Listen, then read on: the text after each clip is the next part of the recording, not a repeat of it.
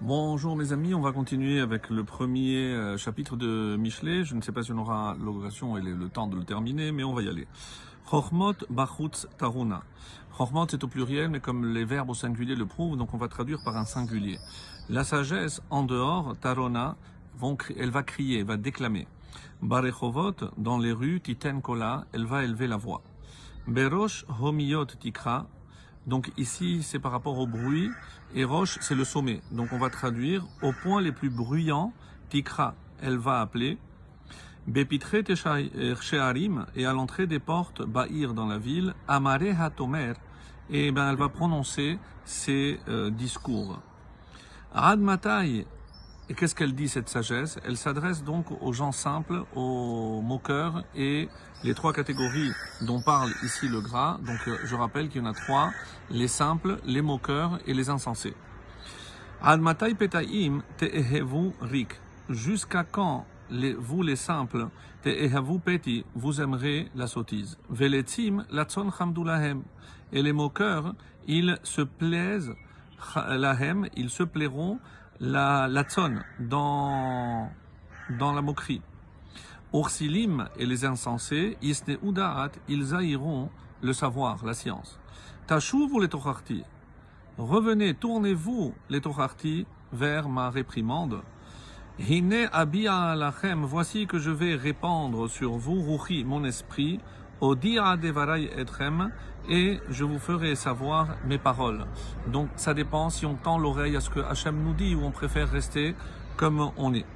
Tashuv ou les tocharti, donc voilà. Le 24, Ya'an karati vatema enu, étant donné que je vous ai appelé vatema enu, et vous avez dit non, vous avez refusé de m'entendre, natiti yadi ven makshiv, j'ai tendu ma main, mais personne n'y fait attention. Vatifreon kol atzati, vous avez rejeté tout conseil de moi. Vetocharti, et ma réprimande. Lo avitem, vous n'en voulez pas. Gamani, moi aussi. Là, Hachem durcit le discours. Gamani be etrem esrak, moi aussi, dans votre malheur, je rirai. El hag, je raillerai, je moquerai bevo pardechem, lorsque, quand viendra votre terreur. Bevo keshoa pardechem, lorsque votre peur viendra comme un ouragan. Ve edechem, et votre malheur, kesoufa été, viendra comme un tourbillon, c'est-à-dire qu'elle va tout emporter. Bevo alechem tzara vetsuka, lorsque viendront sur vous tzara, tsar, donc l'oppression, tsuka et l'angoisse, Azikra uneni veloene. Alors, on va inverser les rôles. Vous allez m'appeler, mais je ne vais pas répondre. Yeshacharanuni velo yimtsauni. Ils vont me chercher, mais ils vont pas me trouver. Tachat kisan udaat. Étant donné que vous avez haï le savoir, la science, veirat Hashem lo bacharu, n'avez pas choisi la crainte de Dieu.